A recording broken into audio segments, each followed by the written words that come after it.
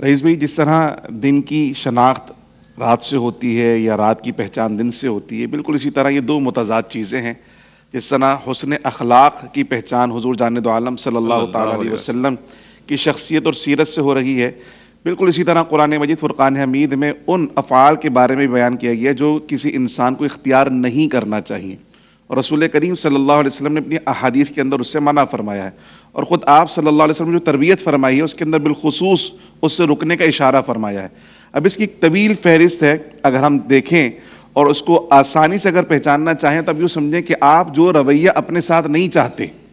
وہ رویہ دوسرے کے ساتھ اختیار نہ کریں، یعنی جو رویہ آپ اپنے لیے پسند نہیں کرتے وہ رویہ دوسرے کے لیے اختیار نہ کریں، تو آپ سمجھیں وہ ساری بری چیزوں سے آپ بچنا شروع ہو جائیں گے۔ مثال کے طور پہ آپ یہ چاہتے ہیں کہ کوئی آپ سے جھوٹ نہ بولے تو آپ بھی کسی کے ساتھ جھوٹ نہ بولیں، آپ چاہتے ہیں کوئی آپ کو گالی نہ دے تو آپ بھی کسی کو گالی نہ دیں، آپ چاہتے ہیں کوئی آپ کو دھوکہ نہ دے تو آپ بھی کسی کو دھوکہ نہ دیں، آپ چاہتے ہیں کوئی آپ کو برے نام سے نہ پکارے تو آپ بھی کسی کو برے نام سے نہ پکاریں۔ اب قرآن مجید میں ان تمام برے افعال کی مذمت بیان کی گئی۔ مثال کے طور پہ ہم جھوٹ کو لے لیں تو اللہ پاک نے فرمایا الا لعنت اللہ علی الکاذبین، جھوٹے ان پر اللہ کی لعنت ہے۔ اللہ سبحانہ و تعالیٰ نے سورہ حجرات میں ارشاد فرمایا کہ یا ایھا الذین آمنوا لا تجسسوا ولا یغتب بعضکم بعضا، ایک دوسرے کی غیبت نہ کرو، جاسوسی نہ کرو، تجسس میں نہ پڑو۔ اسی طرح فرمایا لا تنابزوا بالالقاب، برے القاب سے نہ پکارو، بئس الاسم الفسوق بعد الایمان، کتنا ہی برا نام ہے کہ مومن ہونے کے بعد فاسق کہلانا کتنی بری چیز ہے۔ اسی طرح غیبت کے لیے فرمایا کہ جو غیبت کرتا ہے وہ اپنے مردار بھائی کا گوشت کھا رہا ہوتا ہے۔ حضور جان دو عالم صلی اللہ تعالیٰ علیہ وسلم نے خود مکہ مکرمہ میں جو صحابہ کی تربیت فرمائی ہے،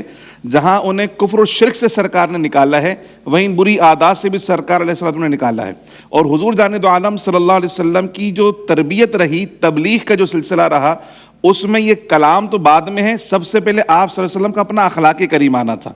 حضور جان دو عالم صلی اللہ علیہ وسلم اپنا اخلاق کریمانہ جب لوگوں کے سامنے پیش کرتے تھے اور حضور کا تعارف نہ بھی ہوتا کہ یہ کون ہے، تو حضور کے اخلاق سے ہی حضور کی پہچان ہوا کرتی تھی اور تعارف ہوا کرتا تھا۔ پیارے آقا صلی اللہ علیہ وسلم نے برے اخلاق کے حوالے سے یہ بھی ارشاد فرمایا کہ کوئی بندہ کتنا ہی اچھا کام کیوں نہ کر لے، لیکن اگر اخلاق برے ہوں تو جس طرح سرکہ شہد کو خراب کر دیتا ہے تو برے اخلاق بھی نیکیوں کو خراب کر دیا کرتے ہیں۔ اسی طرح سرکار نے یہ بھی ارشاد فرمایا کہ حسد یہ رذائل اخلاق میں سے ہے، بد اخلاقی میں سے ہے۔ فرمایا حسد نیکیوں کو ایسے کھا جاتا ہے جیسے آگ لکڑی کو کھا جاتی ہے۔ حضور کی بارگاہ میں خاتون کا ذکر کیا کہ یا رسول اللہ صلی اللہ علیہ وسلم ایک خاتون ہے جو دن میں روزہ بھی رکھتی ہیں اور رات کو قیام بھی کرتی ہیں، لیکن ایک برائی ان کے اندر موجود ہے، وہ یہ ہے کہ وہ بد اخلاق ہیں، زبان کی بہت بری ہیں۔ تو حضور نے فرمایا کہ اس نے جو نیکیاں کی ہیں، جو عبادت کرتی ہے، اس عبادت سے کوئی بھلائی اس کو حاصل نہیں ہوئی